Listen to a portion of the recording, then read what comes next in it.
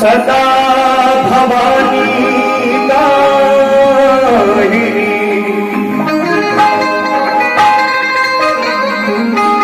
सन्मुख रहे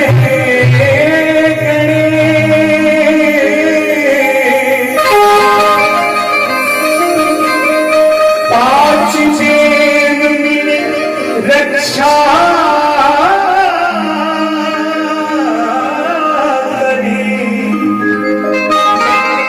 ब्रह्मा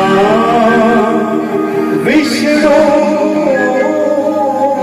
महेश।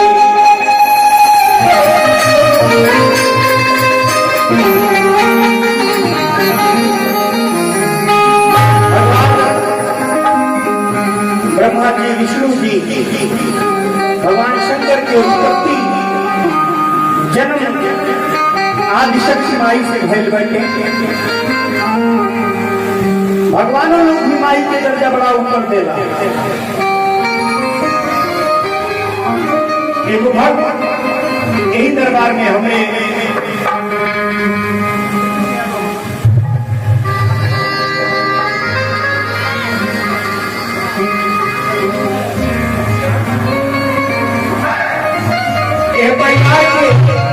लोग मिलजुल के माई से कहा था कि माई अपना देह कहाँ लगा मेरे बड़ू हमने की भावना है पता नहीं जा माई मेरी कहे भाई वो बताओ कहीं पचरा के भाव लागल कहीं बढ़ने से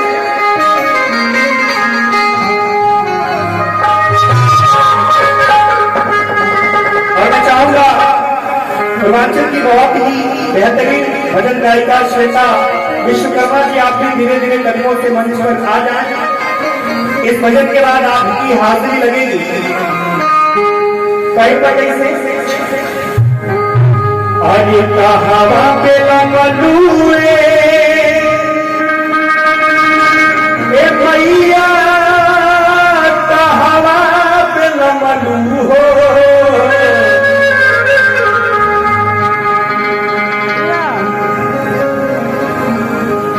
हमने घर में कोनो भी काम आई शुरू होला तो पहले पचरा का बजाना पचरा कौन पचरा घर के गांव के पास जो सुहागिन स्त्री बियाह शादी में समझा उद्योग का तो में का गावल जाला अरे निमिया की बारी मैया अमावेलिया सारा हो की झूली रे झूली ना मैया मोरी गावे झूली रे झूली ना के याद बा साझवा वाला साझवा तक आवाज आ लेकिन अब घोड़हरी में खोदे पड़ लगी के बोलाई तब भाई मौसी हमार बैठल बिया ई गई गावे बगलिया में घर में तरनी दावा करता को एक दिन शुरू करत हम बिताव तरी तरी गावत कैसे बनी अरे मिया की गाड़ी आदि नावेली भिलोरा की झूली रे झूली मान लई के बड़ा सुंदर करू हो तू रह हम आवतनी आहा झूली रे झूली ना कि मैया गावे हो कि झूली रे झूली ना तनी पर गा के दिखाई तो गा के सुनाई तो सुनाई भाई गाई 5 मिनट गाई ये पचरा की शुरुआत करी शुभ माना जाला भगवान आप लोग के सुहाग बरकरार रखी है माई के सब कृपा हो। ये पचरा इतना सिद्ध पचरा है कि आज तक केहू जानियो नहीं के बोले कि असली में गवले के है लिखले के गावे में सब केहू ए पचरा के बिना कोनो भी जागे संपन्न ना हो हर जगह गावे और हम लोग 5 जना मिल के एक गाई, फिर हम आधुनिक तौर से एक गावत निर्वा सब पानी बजेगा। तो तनी एक बार शुरू करिए, आप लोग ताली बजाइएगा, शुरू करिए।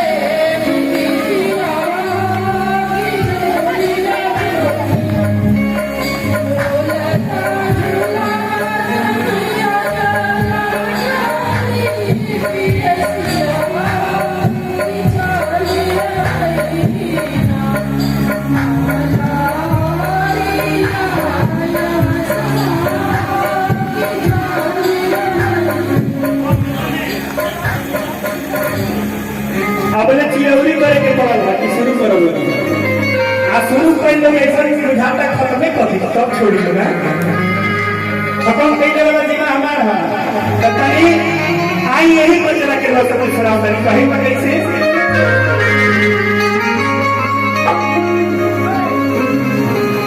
अजी मियां की डाढ़ी मैया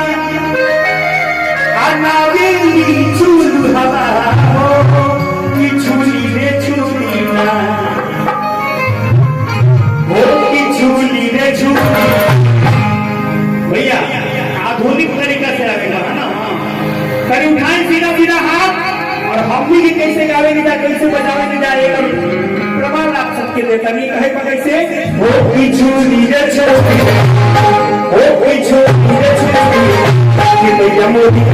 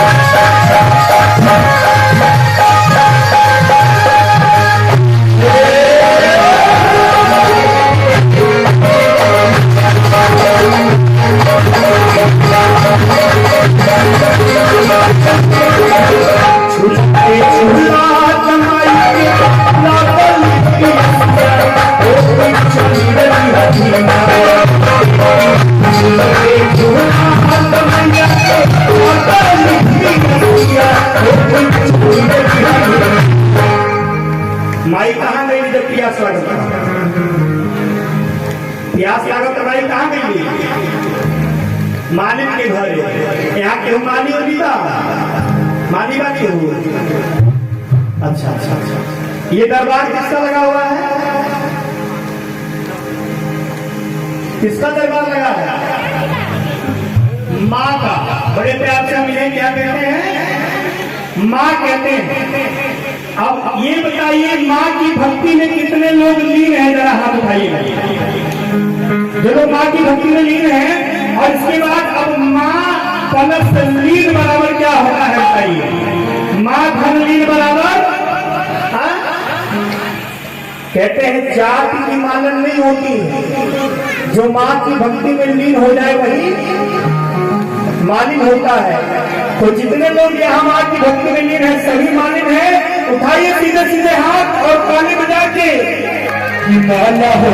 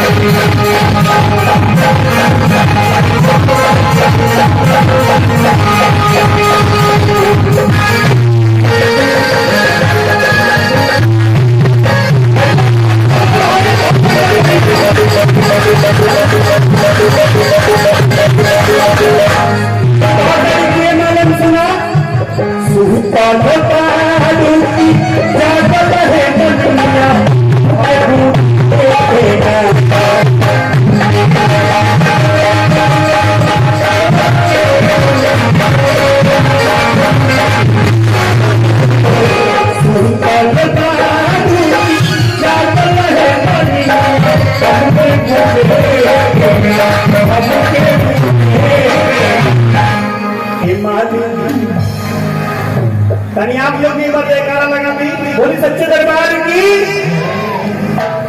माई से ऊपर आसान होगा सबके लागल बहा महान का निर्वसन यही से कहे के बात हो की देखू देने के मालिक कन्या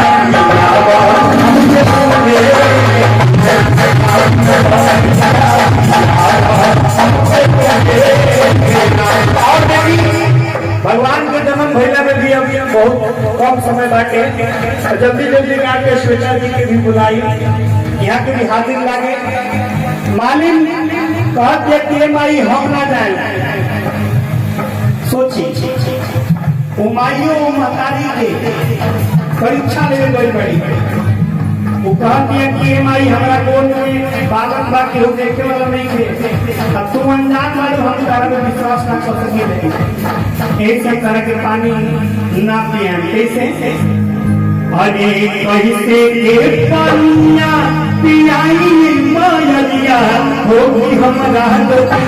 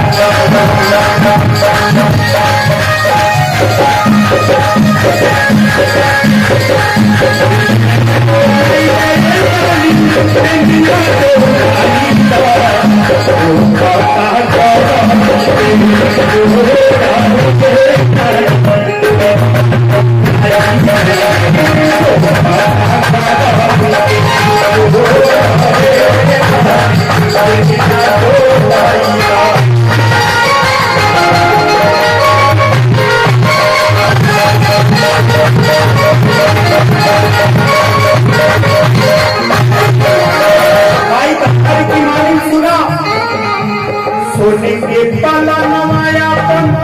पलक सुतावा होती पुले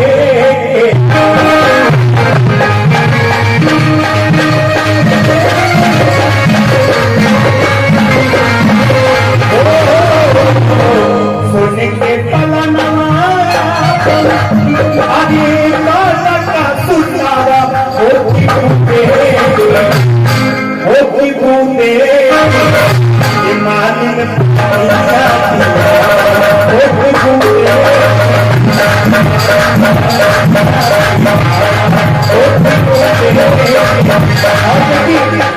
इतना सुख से मालिक पानी ले आवे जाता है एक हाथ लिहले मालिक आगे आधारी के डूबा वो दूसरे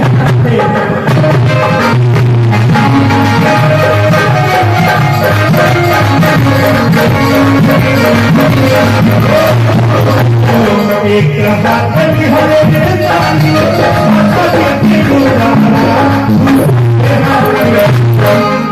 अच्छा मालिक के दूसरे हाथ में ना रहे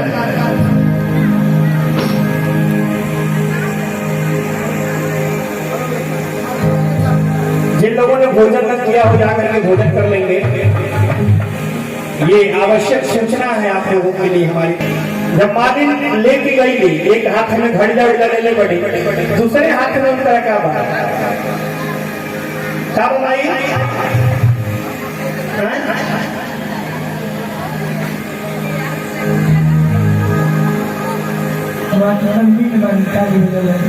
अरे एक हाथ में हले मामी अधे के हो और दूसरे हाथ हली हली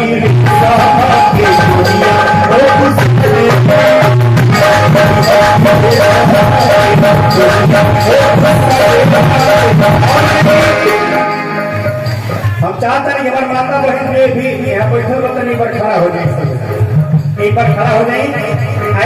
ऐसे लोगों सबके फायदा हुई एक पचरा में एक भाव नृत्य करे आवत हुई नृत्य कर ली नाई करे आवत हुई 5 बार परिक्रमा कर ली सुहागन स्त्री के सुहाग बरकरार रही हमारे बहिन लोग बाटे जब सोचले हुई लोग सब पूरा हुई पचरा के सिद्धि एक बार खड़ा हो जाएगा खड़ा हो जाएगा आप लोग भी खड़ा हो जाए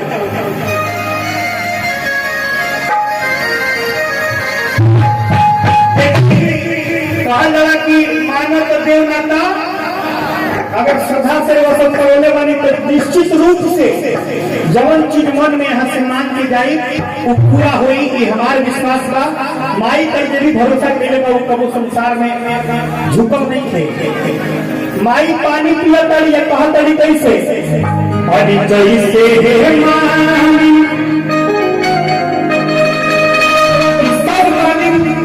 लोला के पानी पियोले वालों लोला के बनोले वालों सब कर बेड़ा पार कर गए मैया खड़ा हो जाइए आप लोग खड़ा हो जाइए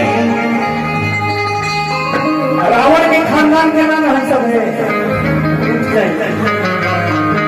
और जैसे है माल तू हमके चूना बाबू हो की वैसे रे वैसे हो की वैसे वैसे लेकिन नाचे आवत हुई नाच रही ना तो परिक्रमा कैसे कर जाला एक हाथ कपारे पर एक हाथ कमर पर दाहिने तरफ से घूमे के रहे ठीक ना अरे जैसे माली तू हमके जुड़ा बनू हो गई वैसे रे वैसे हो गई वैसे रे वैसे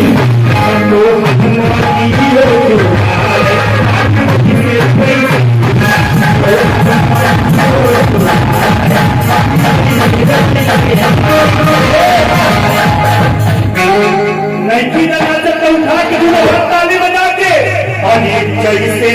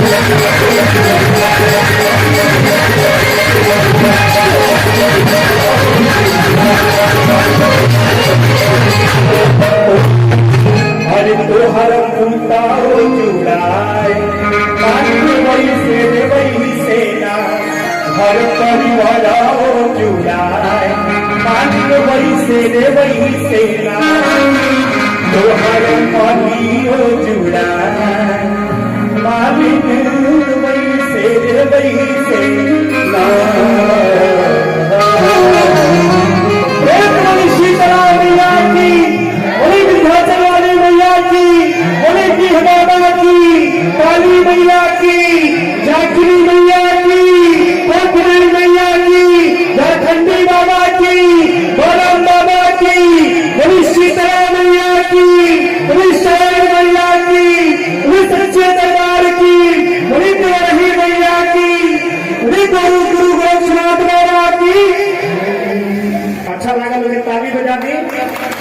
बैठ गए थे। बहुत सहयोग के लिए धन्यवाद, प्रणाम।